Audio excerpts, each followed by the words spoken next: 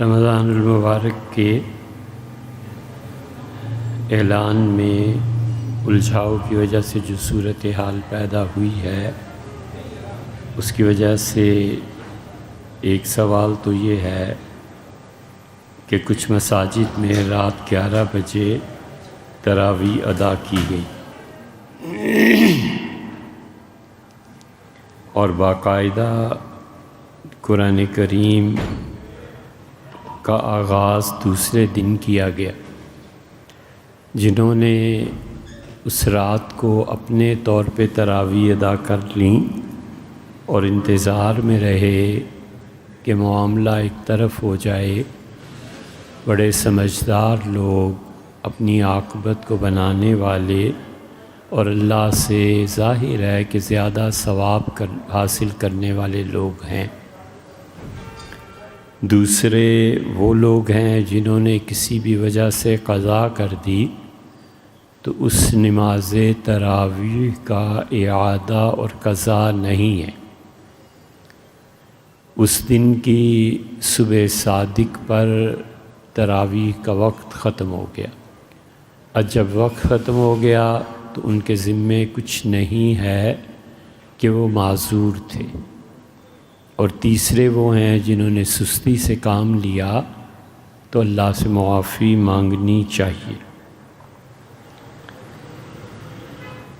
کچھ لوگ ایسے بھی ہیں جنہوں نے مسجد میں آ کر اس دن امام کے ساتھ چھوٹی صورتوں سے تراویح پڑھی، تو بہت بڑھیا بات ہے، بہت قیمتی بات ہے۔ لوگوں کو چاہیے تھا کہ وہ 10 ساڑھے 10 بجے تک انتظار کرتے۔ 10:20 کے قریب انہوں نے اعلان کیا، تو اس وقت تراویح پڑھنی چاہیے تھی۔ رمضان روزے اور تراویح کا کیا تعلق ہے؟ روزہ رکھنے کے لیے تراویح کس حد تک ضروری ہے؟ اس لیے کہ ان دونوں کا تعلق خود رسول اللہ صلی اللہ علیہ وسلم نے ایک ہی حدیث میں ارشاد فرما دیا کہ من صام رمضان، جس نے روزہ رکھا، اور پھر اسی کے آخر پہ چل کے فرما دیا کہ من قام، جو رات کو کھڑا ہوا قیام کیا۔ کچھ کا خیال ہے تہجد پڑھی اور کچھ کا خیال ہے کہ تراویح پڑھی، تو حضور صلی اللہ علیہ وسلم نے فرمایا کہ اس نے اس میں ثواب کی نیت بھی کی۔ من قام رمضان ایمانا و احتسابا، ایمان کی حالت میں روزہ رکھا اور خدا سے ڈرتے ہوئے کہ خدا کے ہاں ان چیزوں پہ پوچھ ہوگی اور اللہ مجھے ثواب دے گا۔ غفر لہ ما تقدم من ذنبہ، اس کی پچھلی زندگی کے جو گناہ تھے وہ معاف فرما دیے گئے۔ اسی طرح تراویح کے متعلق بھی اقامت صلاۃ کے متعلق بھی فرمایا کہ جو ان شرائط کے ساتھ ایمان اور احتساب کے ساتھ، اس کے بھی گناہ معاف کر دیے گئے۔ لیکن یہ کہ آپس میں کوئی تعلق ہو کہ ایک کو نہیں کر سکتا تو کیا دوسرے کو بھی چھوڑ دے، یہ نہیں ہے۔ جتنا ہو سکے کرنا ہی چاہیے، پوری کوشش اور ہمت کر کے دونوں کام کرنے چاہیے کہ دن کو وہ ایمان اور احتساب کے ساتھ روزہ رکھے اور رات کو تراویح پڑھے۔ اسی لیے فقہا نے لکھا ہے کہ 11 مہینے اسے چاہیے کہ کچھ نہ کچھ بچاتا رہے،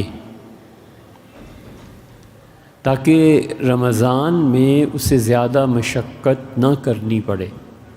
ایک مزدور کو پتہ ہے کہ رمضان آنا ہے، مجھے روزے بھی رکھنے ہیں، تو اسے چاہیے کہ 11 مہینے کچھ نہ کچھ پیسہ بچا کے رکھے، تاکہ کمزوری، ضعف، بڑھاپا، مجبوری، چیزوں کا بڑھ جانا، گرانی ہو جانا، ان سارے فیکٹرز کو سامنے رکھتے ہوئے اسے چاہیے کہ 11 مہینے کچھ نہ کچھ بچائے، تاکہ ایک مہینہ اللہ کی عبادت کے لیے وہ گزارے۔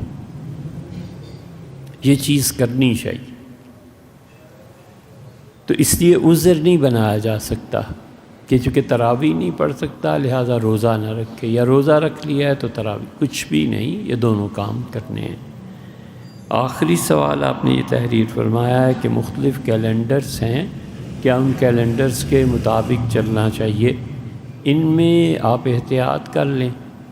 مثلاً کوئی کہتا ہے کہ 12:01 پہ سحری یا افطاری ہوتی ہے، کوئی کہتا ہے 2 منٹ پہ ہوتی ہے، کوئی کہتا ہے 3 منٹ پہ، تو جو سب سے زیادہ وقت والی چیز ہے اسے اختیار کر لیں، 12:01 پہ بس کھانا وانا چھوڑ دیں۔